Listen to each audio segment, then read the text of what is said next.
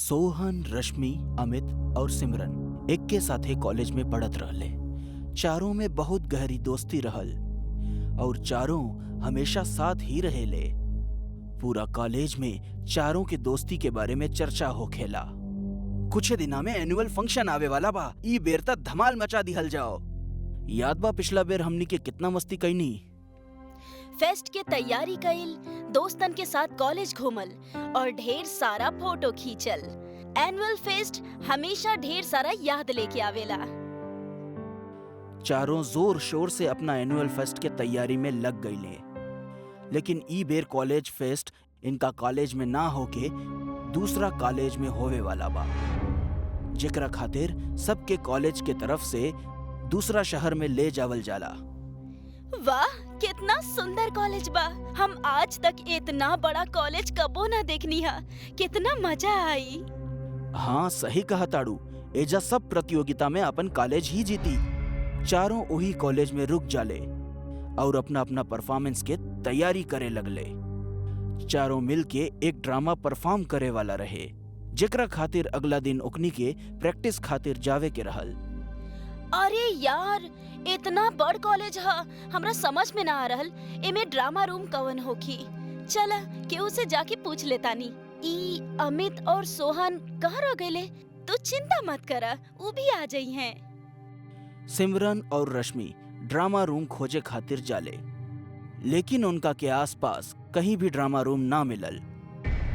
तबे जाके दोनों एक कमरा के पास रुक जाले। ऊ कमरा के ऊपर ड्रामा रूम लिखल रहे, लेकिन ऊ रूम में ताला लगल रहे। ड्रामा रूम तो ई है बा, बाकी यहाँ ताला काहे लागल बा? का पता। अरे कमरा के हालत देख के लगता माना ई बहुते सालन से बंद पड़ल होखी। सिमरन और रश्मि खिड़की पे लगल शीशा से कमरा के अंदर झांके लगले।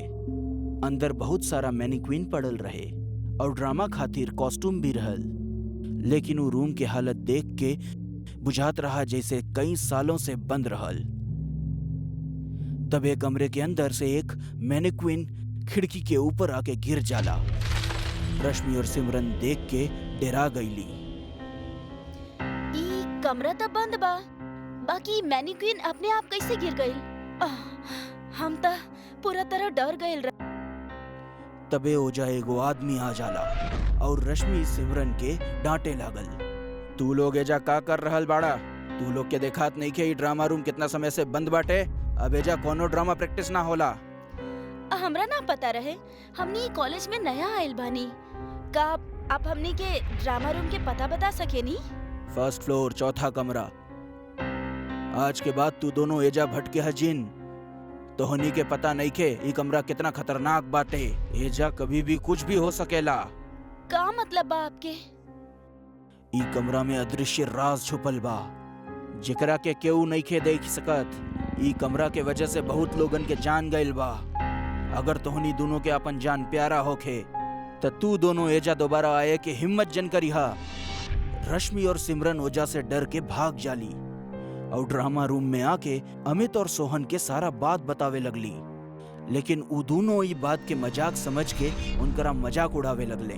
तोहनी दोनों भी ना केहू के भी बात सुन के डरा जालू। ऊ कोनो स्टूडेंट होके जौन तोहनी के डरावे खातिर ई कुल बोलता। हाँ, शायद तोहार बात सच होखी। अमित और सोहन ऊ ड्रामा रूम में जावे के प्लान बनावे लगले। रश्मि और सिमरन मना करे लगली, लेकिन एकरा बावजूद ऊ दोनों केहू के ना सुनलेन और बिना केहू के बताए रात में ऊ ड्रामा रूम के पास पहुंच गई ने। लेकिन ओजा कोई ताला नहीं खे लागल रहे। दोनों अंदर जाके देखले तो अंदर बहुत सारा नाटक के कपड़ा जेवर मौजूद रहे। लड़किन भी ना कहाँ भूत बाटे एजा। लड़किन खुद भी डरा ताड़ी और हमनियों के डरावा ताड़ी। अमित और सोहन ड्रामा रूम में घूम के सब कुछ देखे लगलन। तबे उनका के लागल के उनका पीछे से केहू पार भइल। अमित पलट के देखले तो ओजा केहू ना रहे। तबे ओजा एगो मैनिक्विन अपन मूड़ी हिलावे लगलस। ई मैनिक्विन अपने आप अपन मूड़ी कैसे हिलावताड़ी? शायद कोनो चूहा होखे। तबे वो कमरा के दरवाजा अपने आप ही बंद हो जाला और ओजा घुंघरू के आवाज सुनाई देवे लागल। अचानक लाइट भी कट गई और सारा मैनीक्वीन अपने आप ही हिले लागल। ई देख के अमित और सोहन बहुत डरा गईलन और ओजा से भागे के कोशिश करे लगलन, लेकिन ओजा से भागे के कोनो रास्ता न रहे। ये अपने आप का होता, हमरा के तो डर लागता। तबे ओजा केहू अमित के पैर पकड़ के ले जावे लागल। अमित डरा जाला और वो अपने आप के रोके के कोशिश करे लगल, लेकिन एगो अदृश्य शक्ति अमित के अपना तरफ खींचे लगली। अचानक एगो मैनीक्वीन चल के ओजा आ गईले और अमित के पैर पकड़ के उल्टा लटका देहलस। ये का होता, हम अपने आप हवा में उल्टा कैसे लटक गई नी? अचानक अमित के हाथ पैर क्यों मरोड़ के तोड़ देहलस।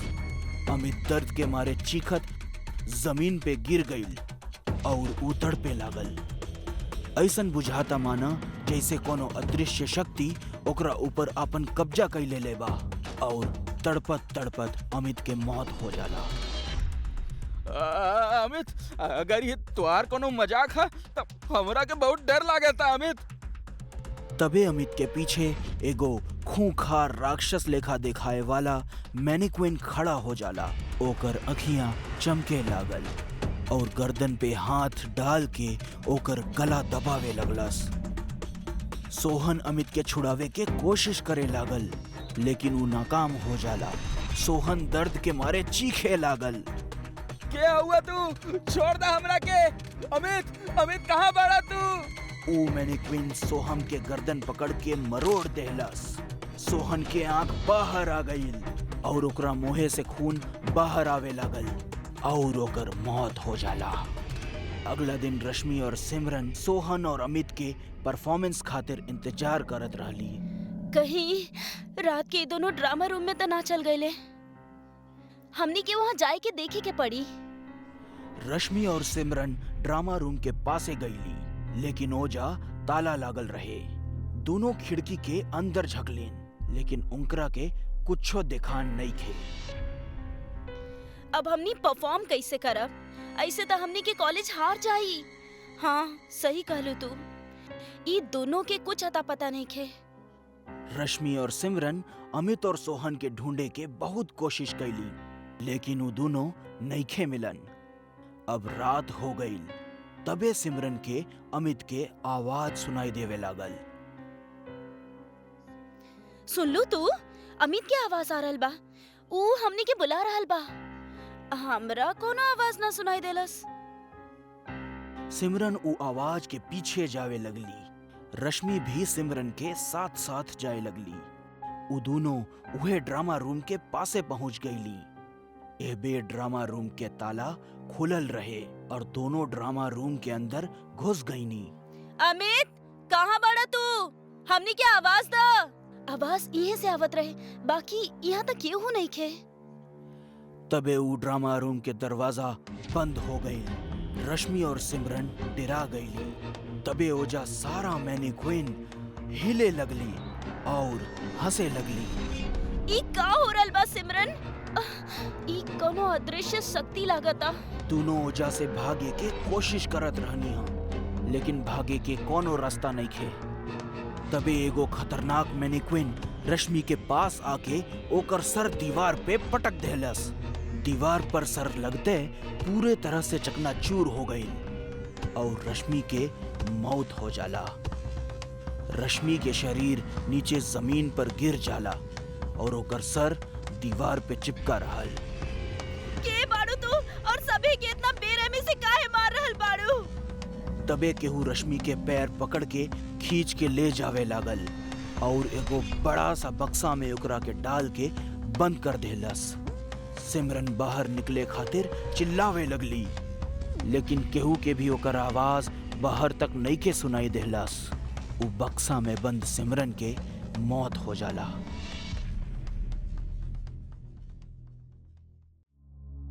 मनी पटियाला शहर में रहे वाला एगो व्यक्ति ह। एक दिन कोनो काम से मनी अपना घर के पास वाले मॉल में कुछ खरीदे खातिर जावेला और जैसे ही वो सामान खरीद के निकले लागल त मॉल के मैनेजर ओकरा से कहले सर, रउआ हमनी के लकी कस्टमर बानी, यही से रउआ के हमनी के आलिशान होटल में 3 दिन और 2 रात रुकल के मौका मिलल बा जी, उहो फ्री में। रउआ के साथ अपन एक दोस्त लेके जा सकतानी, ओकरा के भी ई सेवा बिल्कुल फ्री में दिहल जाओ। अरे सर धन्यवाद। सर रउआ के ये होटल कहाँ बा? अरे सर हमनी के होटल गोविंदगढ़ में बा। सर रउआ के आज ही गोविंदगढ़ खातिर निकले के पड़ी, काहे के ई ऑफर शुरू हो चुकल बा। जी सर, हम अबही आधा घंटा में गोविंदगढ़ खातिर निकल जाता नी, ठीक बा? मनी मैनेजर के बात सुन के बहुत खुश हो जाला। मनी अपना साथ चले खातिर अपना बहुत ही अच्छा दोस्त हनी के फोन करेला। और भाई हनी का हाल बा? हम तो बढ़िया बानी भाई, तू सुनावा, तू हमरा के आज कैसे याद किया? हमरा ना एक गोविंदगढ़ के आलिशान होटल में 3 दिन और 2 रात रुके खातिर मौका मिलल बा, और उहो फ्री में। और हम अपना साथे अपन कोई भी एक दोस्त लेके जा सकतानी। का तू चलबा हमरा संगे? अरे भाई नेकी और पूछ कब निकले के बा बोला? बस भाई तू पैकिंग कर ले, आधा 1 घंटा में निकलतानी। हाँ बस हम जल्दी से पैकिंग करके तोरा घरे आवतानी, जल्दी आ जा भाई, आज तो अपन मजा बा। हनी अपन पैकिंग करके मनी के घर पहुंच जाला। मनी के घरे पहुंचते ही ऊ दोनों एक गाड़ी में बैठकर गोविंदगढ़ खातिर निकल पड़ले। जब दोनों गोविंदगढ़ के आधा रास्ता तक पहुंच जाले तो अचानक बारिश शुरू हो जाला।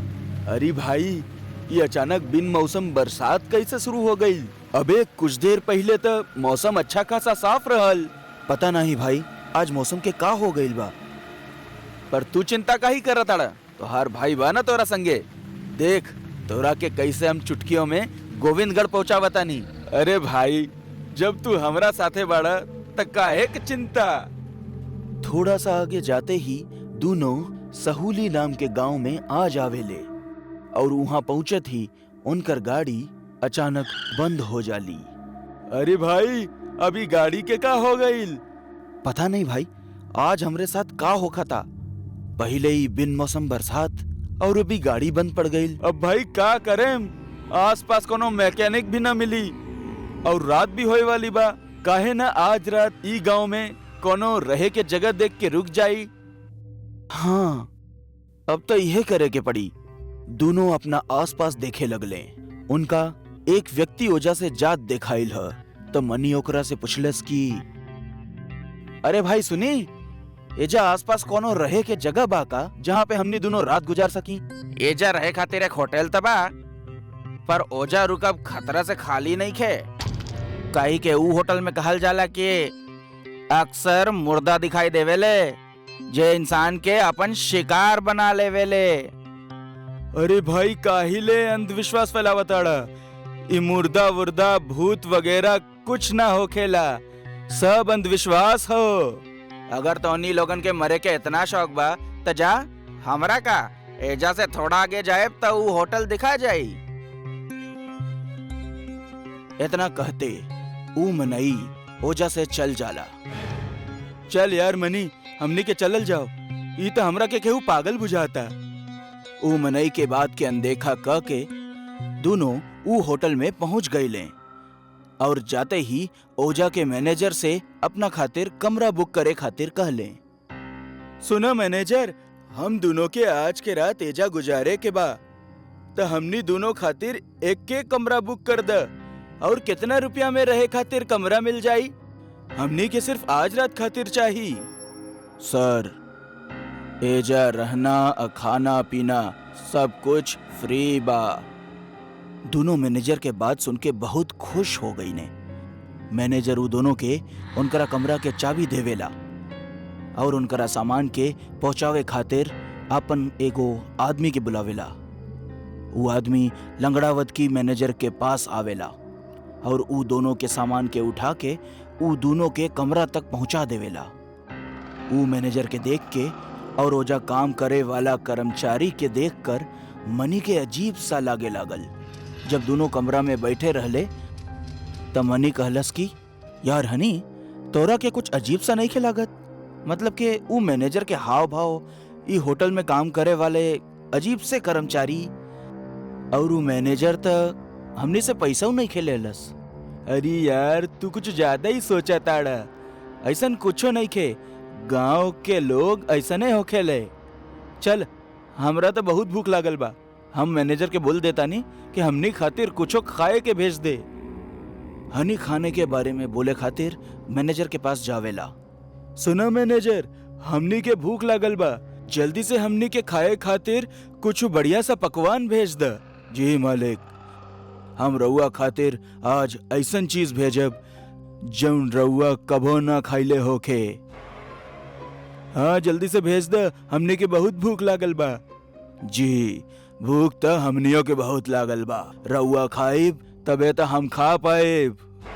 का मतलब? मालिक थोड़ा देर में रउआ सब समझ जाइब।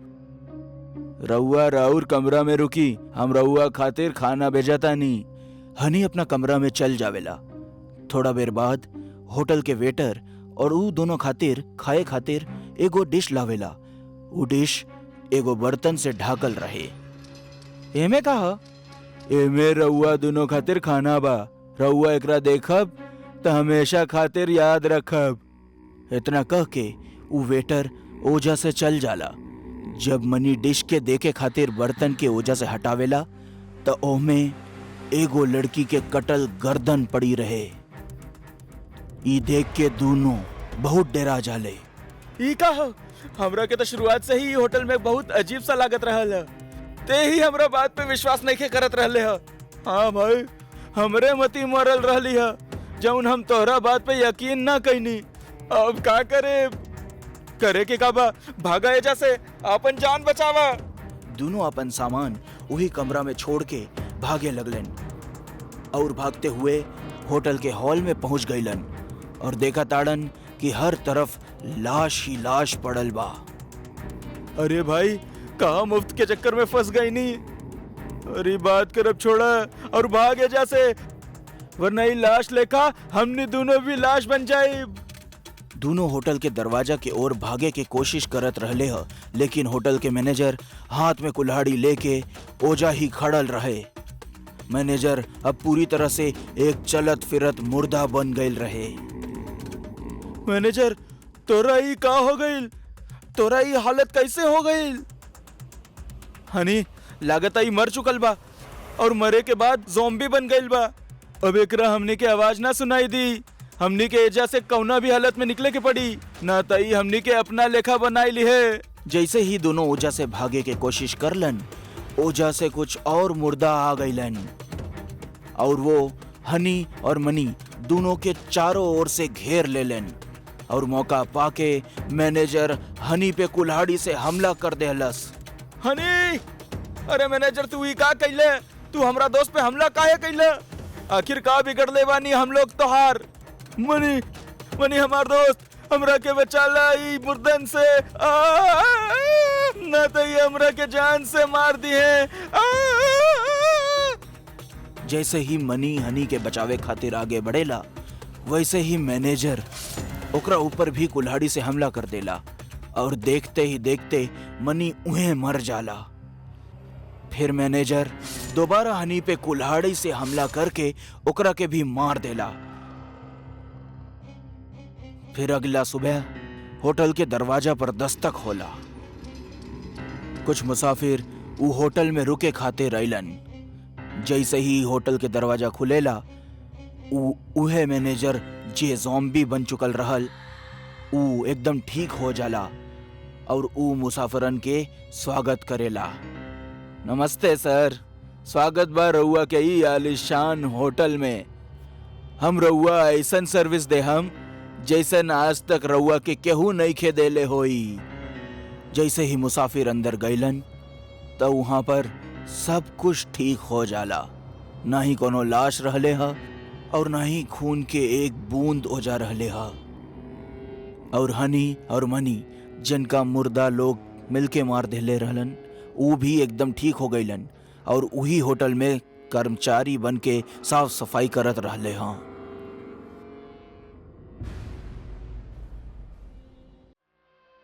मौत एगो ऐसन भयानक सच्चाई है जैसे आज तक केहू भी ना बच पौलस।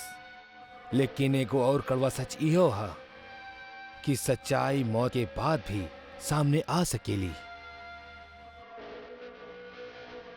आज की कहानी दो बहन के हा जौन एडॉप्टेड चाइल्ड रहली। वो कब्बो भी अपना माता पिता के ना दिखले रहली और अपना जिंदगी के गोद लिया हुआ घर में गुजारत रहली। लेकिन जिंदगी उनकरा साथ ऐसन खेल खेलस जिनमें मजबूत खिलाड़ी भी हार मान जाओ। का कर रहल बाड़ू निधि? अब तू बड़ हो गइल बाड़ू, अब तो मिट्टी में खेलल बंद कर दा। दीदी का तू भी? बच्चा लोग आपन कमरा में जा और जाके सामान पैक कर ला। तोहनी के लेवे खातिर मर्फी परिवार नीचे इंतजार कर रहल बाड़े। चला जल्दी जा। काहे कि नैना और निधि अडॉप्टेड चाइल्ड रहली ता अक्सर उनके फैमिलीज चेंज करे के पड़त रहे। जिंदगी अब तक खुशनुमा चलत रहल। दीदी सच कहीं तो हमरा ही परिवार के छोड़ के जाए के बिल्कुल मन न कर रहल बा। बाकी अब दोसर कोनो रास्ता भी तो नहीं खे। हमनी अनाथ के जिंदगी ऐसने हो खेला, एक घर से दोसर घर, दोसर घर से तेसर घर। दोनों अडॉप्टेड बहन अब ही जिंदगी के लड़ाई में बहुत छोट रहली। नैना जहाँ 13 साल की रहल तो ओकर छोट बहन निधि 10 साल की रहली। अब उनकरा के मर्फी फैमिली में जाए के रहल। दीदी का तोहरा के पता बा मर्फी आंटी बहुत खड़ूस बाड़ी। उनका बच्चा से कोनो खास लगाव नहीं के। फिर न जाने काहे ई हमनी के लेवे आइल बाड़ी। हाँ ई बात तो बा सही।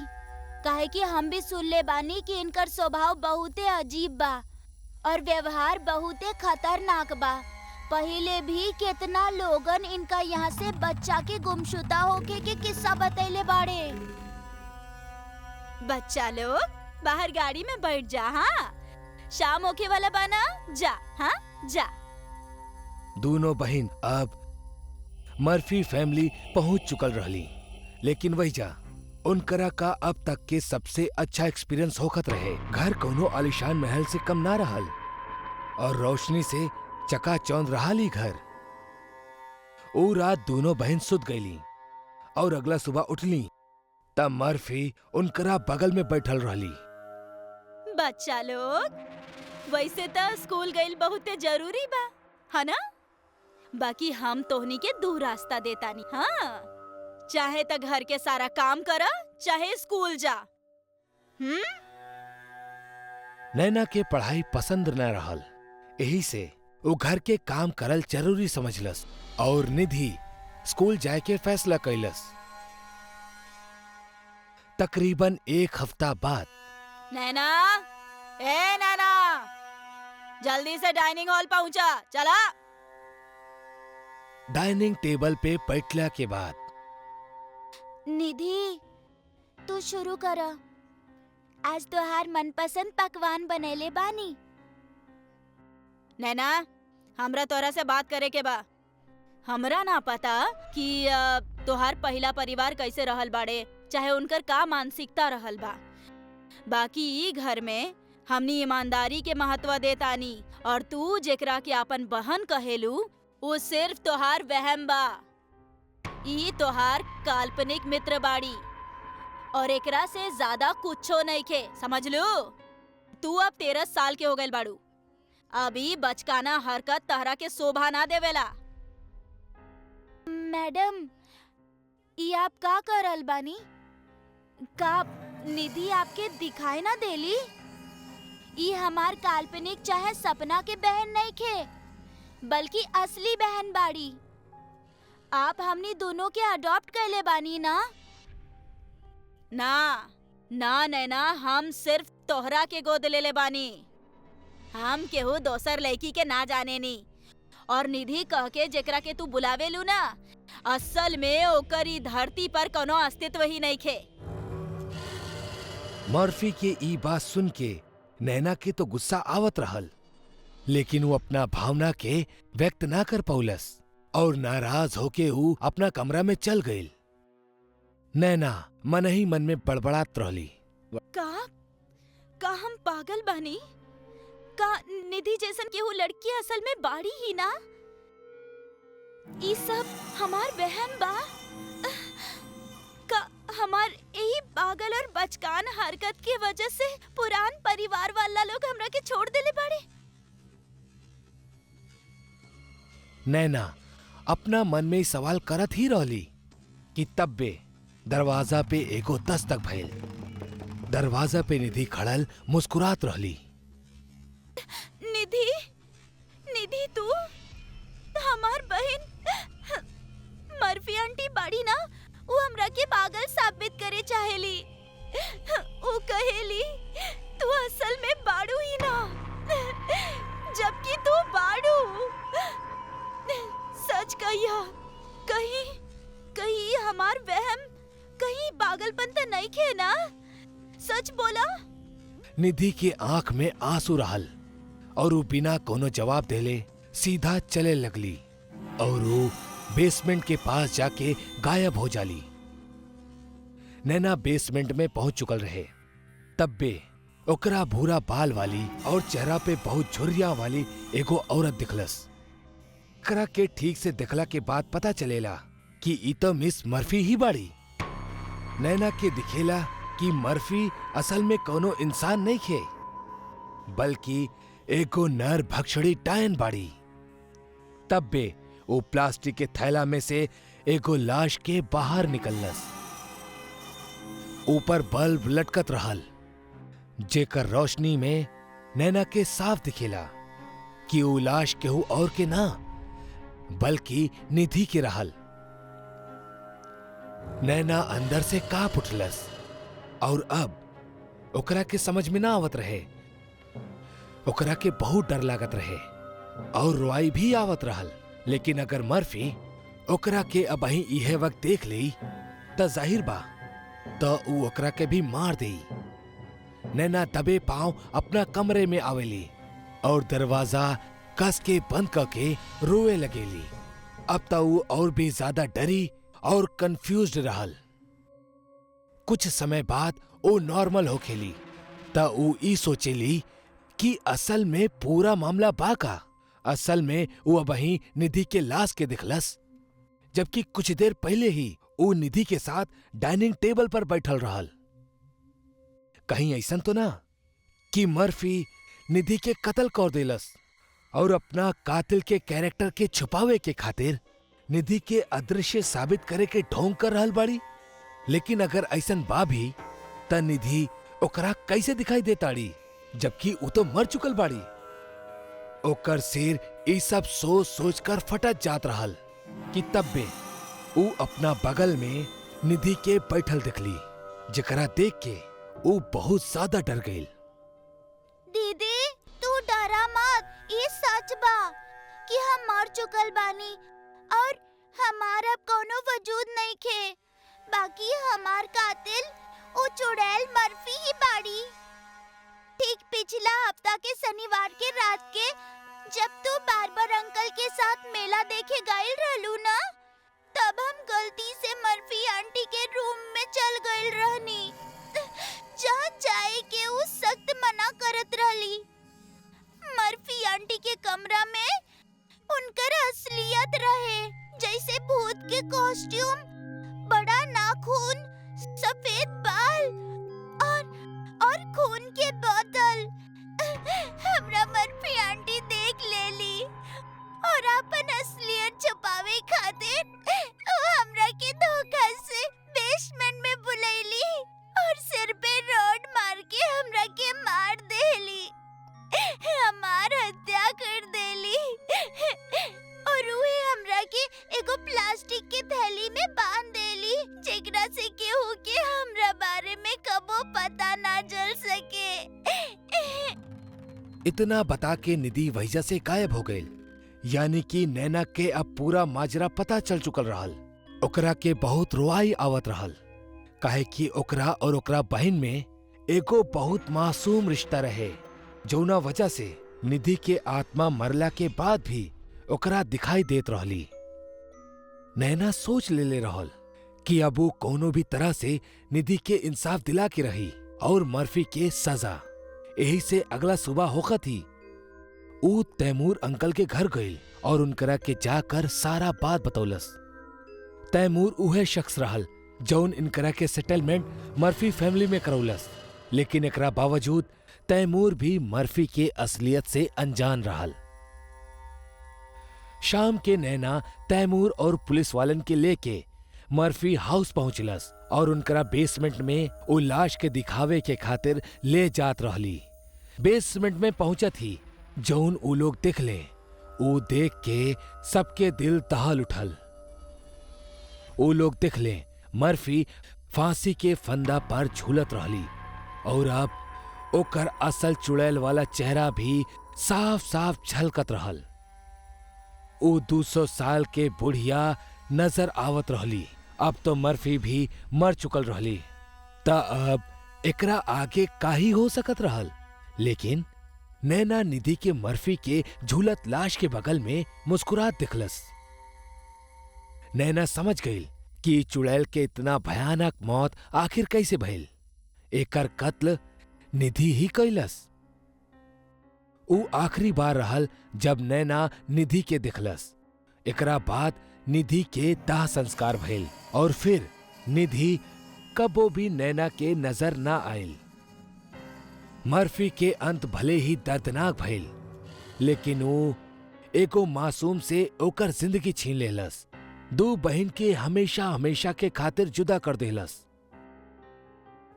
आज एक घटना के बितले एगो लंबा समय हो गईल, लेकिन नैना आज भी ऊ घड़ी के याद करेली त डर जाएली।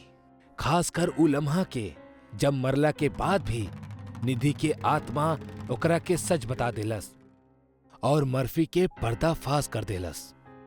यही से कहेले मौत सिर्फ शरीर के आवेला और भावना दोनों अमर बाड़े। अगर रिश्ता और प्यार पवित्र रहा तब मौत के बाद भी आपके प्रेमी आपकी रक्षा करी और आपके साथ रही। भले मर्फी खुद के असलियत छुपावे के खातिर निधि के कत्ल कर दिलस, लेकिन निधि के मरला के बाद भी असल सच सबके सामने आ ही गई।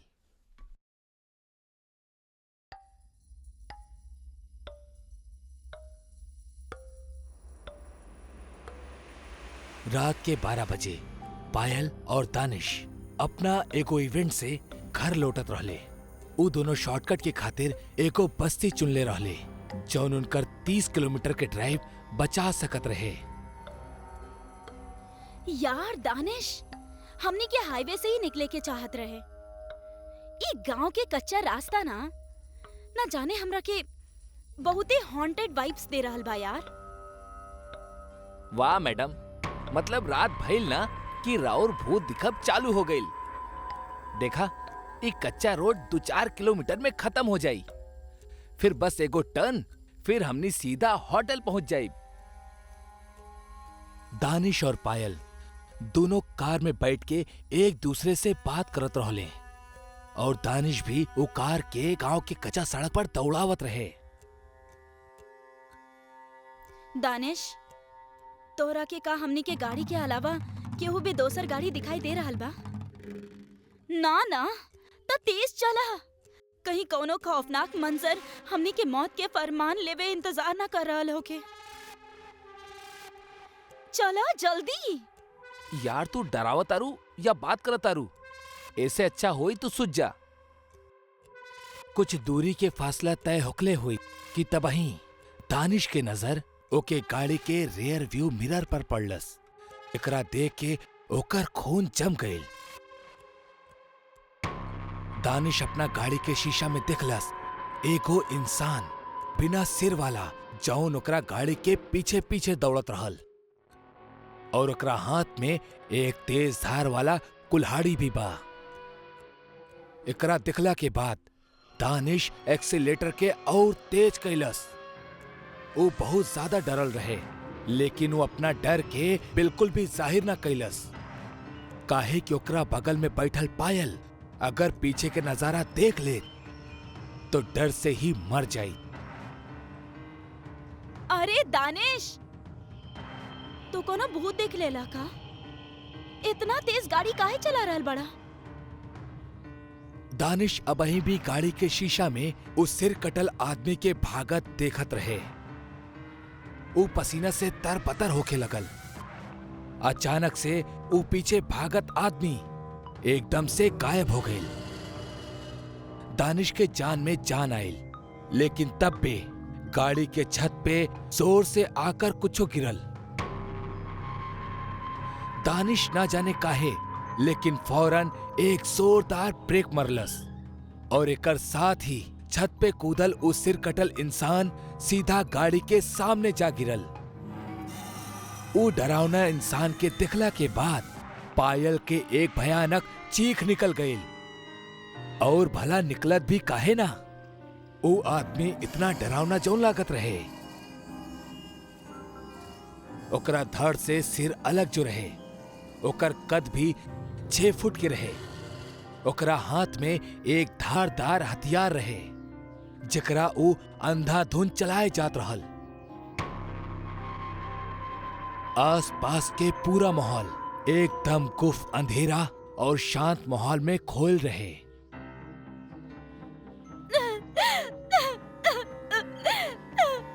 दानिश, हम काले रनी ना, ये रास्ता से ना चलल जाओ।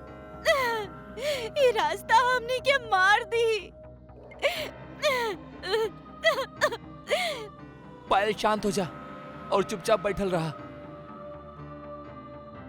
एकरा बाद उस सिर कटा इंसान धीरे धीरे गाड़ी के पास आवे लगल और अंधाधुन अपन कुल्हाड़ी चलावत जात रहे। ओकरा कुछो दिखाई ना देत रहल। यही वजह से वो कुल्हाड़ी के कब्बो गाड़ी के बोनट पर मारत तो कब्बो गाड़ी के हेडलाइट पे। लेकिन ओकर असल मकसद रहे वो दोनों के सिर, जौन गाड़ी में एकदम सांस रोककर बैठल रहले। हम समझ गए बानी ये राक्षस के खेल। ये सिर्फ हमनी के महसूस कर सकेला। एकरा कुछो भी दिखाई चाहे सुनाई ना देवेला, काहे कि ओकरा पास सिर नहीं खे।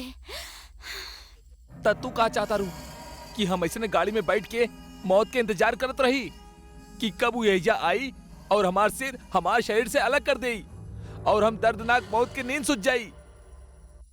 दानिश पायल के बात से बिल्कुल भी सहमत ना रहल। वो पायल के भागे के कहलस, लेकिन पायल गाड़ी के सीट से चिपक के बैठल रहे। अब तक वो सिर कटा इंसान शांत रहलस, लेकिन जैसे ही हल्का सा चहल पहल भइल कि वो अंधाधुंध भागे लगल।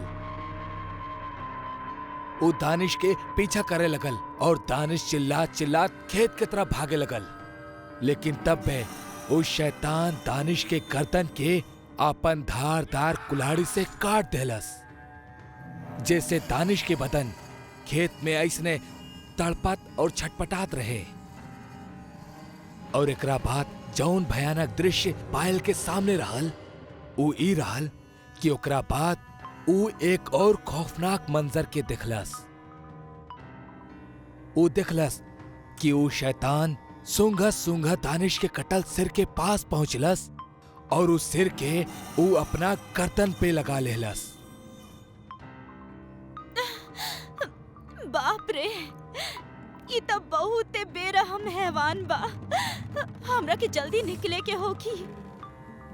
ऐसे पहले उस शैतान पायल की तरफ आ पावत, पायल गाड़ी के रिवर्स लेलस और उस श्रापित रास्ता और उस सिर कटा इंसान के दहशत से बच निकलल। पायल एगो खुश नसीब लड़की रहल, जौन ऊ रात मौत के मुंह के एकदम करीब से जान बचाकर निकल गई। उस सिर कटल इंसान पिछला 15 साल से उहे श्रापित बस्ती में घूमत रहेले और जेकरा भी ओकर बू लग जावेला, ओकर भी उस सिर धड़ से अलग करके ओकरा भी उस सिर कटा इंसान बना देवेला। वाकई जिंदगी में उ मंजर के देखल कितना खौफनाक होखल जब राउर कौनो ऐसन इंसान के देखी जेकर सिर कटल होखे और भूतिया भाषा में ओकरा सिर कटा इंसान कहेले।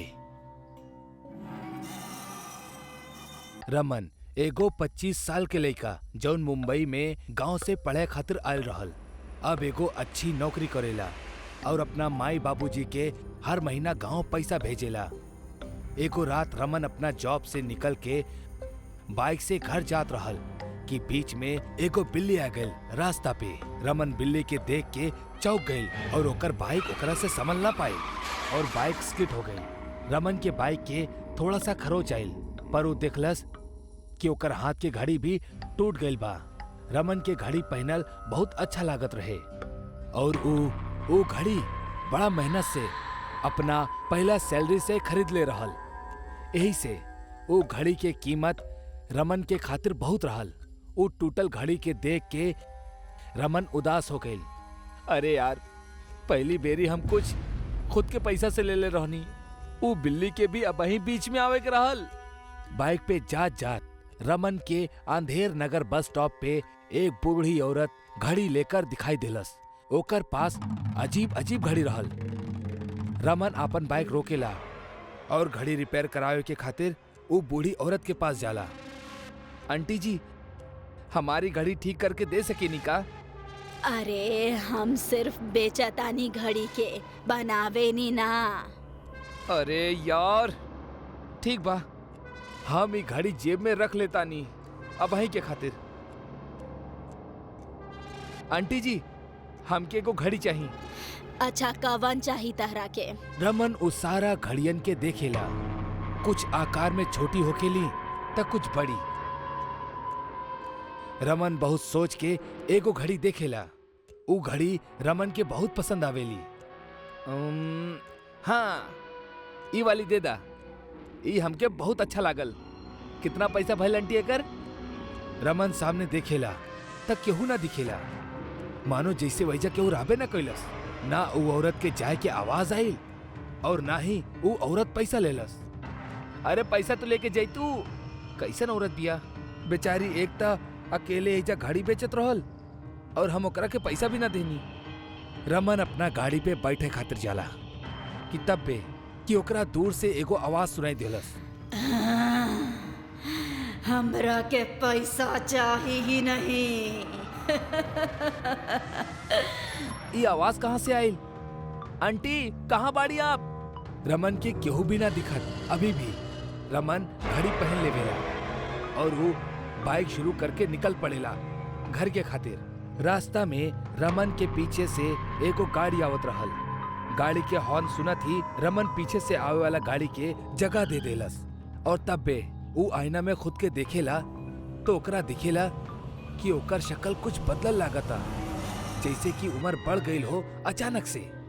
अरे ये कैसे हो गई? शायद आईना खराब हो गई, पूछ देता नहीं। रमन बाइक चलावत चलावत थक जाला। बीच में ओकरा एगो लड़का दिखेला जौन ओकरा से लिफ्ट मांगेला। वो लड़का के नाम राघव होला। लिफ्ट अंकल, लिफ्ट मिली का? हम तोरा के अंकल दिखे नी? कहाँ जाके वो बतावा? हमरा के बस आगे के गांव में जाए के बा, हमके घर जाए के बा। रमन थोड़ा देर के बाद पीछे देखेला ता राघव भी बूढ़ा दिखेला। देखा, तू भी बुढ़ा जात रहल बाड़ा। अरे हाँ, अब का करी हम? जब से हम घड़ी ले ले बानी हमके समझ में ना आवता का हो रहल बा। रमन के नजर राघव के घड़ी पर जाला। का तू जौन घड़ी पहनले बाड़ा ऊ अबही खरीद ले बाड़ा? हाँ, एगो आंटी आयल रहली बहुत सारी घड़ी लेके, उनकरा से हम ले लेनी। पैसा लेवे के पहले ही वो गायब हो गई नी। रमन के याद आवेला कि वो भी पैसा ना देले रहल वो बूढ़ी औरत के, मतलब ई उहे औरत बिया। रमन के गाड़ी बंद पड़ जाला। तोहार पैसा से ज्यादा कीमती हमरा तोहार जान बा। तुझे घड़ी पहन ले बाड़ा ओकरा से तोहार सारा जवानी बुढ़ापा में बदल रहल बा और यही से अब हम जवान दिखब।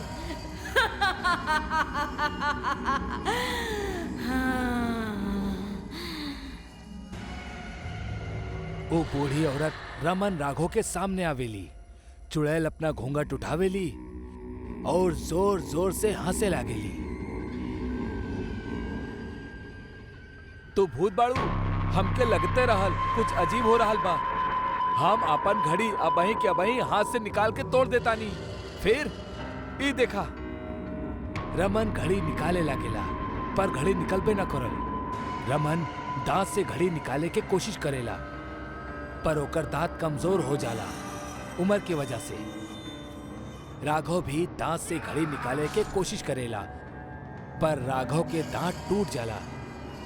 ए भगवान, ई का हो गईल? अबही तक तो हमार आधी उम्र भी ना भइल रहे और अबही ने हमार दांत गिरा देला। राघव रोवे लागेला। वो चुड़ैल वो दोनों के जान खुद में डाले लागेली। दोनों चिल्लाए लगले। तब बे वहाँ एगो तांत्रिक आ जाला और वो अपना झोली से कुछ राख उड़ा कर वो चुड़ैल पर फेंकेला। ए चुड़ैल, ऐसन अनजान लोगन के पकड़ के उनकर जान ले तोरा के बहुत बड़ा पापी बनावेला। घोर पापी बाड़ू तू। ये तू का कर रहल बड़ा तांत्रिक? तोहरा के ही महंगा पड़ी। तांत्रिक वो चुड़ैल के अपना पाउडर से बनायल गोलाकार घेरा में कैद कर देवेला। चुड़ैल चीखे लागेली। वो रमन राघव के जान लेला से पहले ही तांत्रिक ओकरा के कैद कर देवेला। शुक्रिया बाबा जी। ए शुक्रिया शुक्रिया। ए चुड़ैल कोनो साधारण चुड़ैल नहीं खे। मतलब ई ए गांव के सबसे महान घड़ी बनावे वाला के बीवी रहल, जौन 100 साल पहले यहीजा रहत रहली। रानी अपना पति आर्यन के साथ खुशी खुशी रहत रहली। पर एक दिन ओकर पति के एगो ऐसन कल्पना सुझलस कि ऊ घड़ी बनावे के खातिर अपन पूरी जिंदगी कुर्बान कर देलस। आर्यन एगो ऐसन घड़ी बनावल चाहत रहल जौन बूढ़ा लोगन के जवान कर दे और जवान के बूढ़ा। एक रोज आर्यन अपना घर के बाहर एगो आदमी के देखत रहल। वो आदमी खुदकुशी करे जात रहल। आर्यन के घर के बाहर गाड़ी आवेला बहुत तेजी से और वो आदमी के ऊपर से जाए वाला ही रहल कि आर्यन चिल्लाला, अरे भाई, तोरा के खुदकुशी करे के बा तो अपना घर में जाके फांसी लगा ला। जिंदा खुश ना बड़ा का? अरे साहब, आपके का बताई, पगार मिलत नहीं के समय पे और काम करे जाके पड़ेला। अब भाई हमार शादी तय भइल बा। हम का खुश रखब अपना बीवी के। हमार हालत ही ऐसन हा। माँ और बाबूजी भी मर गए कुछ साल पहले ही। हम का करी जिंदा रह के? का तोरा के बूढ़ा होके मरल अच्छा लगी? हाँ जरूर। ठीक बा, ये घड़ी पहन ला और कुछ देर के खातिर सुत जा। आदमी सो जाला और उठ के देखेला तब वो बूढ़ा हो चुकल रहल। तू ई का कैला? हमरा के खुद के ऐसे ना देखे के बा। तू ही तो कहले रहला कि तोके ऐसे ही रहे के बा। हम खुदकुशी करे के चाहता नहीं, अब ऐसे जिंदा ना रहे के बा हमके। और तुहार बीबी और तू भी खुश ना रह पाइबा कब्बो। वो आदमी के श्राप आर्यन और ओकर बीवी रानी के लग जाला और वो दोनों कब्बो साथ ना रह पौले। वो माना एक दूसरा से कहीं दूर चल गए रहले। और आज वो दिन हा जब वो हादसा भइल रहे। अब हम का कर सकेनी बाबा जी? तोके तोहार जवानी वापस मिल सकेला अगर तू वो घड़ी हाथ से निकाल दा। अगर तोहरा के ओकरा खातिर अपना हाथ काटे के पड़े त काट दा और कोनो चारा ना बा तोहरा पास। जल्दी करा वरना तू और बूढ़ा हो गईला तो मर भी सकेला। राघव और रमन इस सुन के और भी डर जाले। रमन अपना हाथ काटे के खातिर कहेला राघव के। राघव रमन के हाथ काटेला और जैसे ही हाथ कट जाला वो घड़ी हाथ से उतर जाली। राघव भी रमन के अपन हाथ काटे के खातिर कहेला। रमन अपना एक हाथ से रमन के हाथ काटेला और ओकर भी घड़ी हाथ से निकल जाली। दोनों के शरीर से खून बहे लागेला और तांत्रिक वो दोनों के हाथ पे एगो पट्टी लगा देहलस जिससे खून निकला बंद हो जाला। दोनों के जान बचावे के खातिर उनके ई सब करे के पड़ल। तांत्रिक वो घड़ी के लेके जला देवेला और जैसे ही घड़ी जले लागेला चुड़ैल के शरीर में भी आग लगल शुरू हो जाला। आखिर चुड़ैल के आत्मा के भी इस समय शांति मिलत रहल। हम तोहरा के तोहार हाथ फेर से वापस देतानी। शुक्रिया हमरा के मुक्ति देवे खातिर, शुक्रिया। चुड़ैल हवा में गायब हो जाली।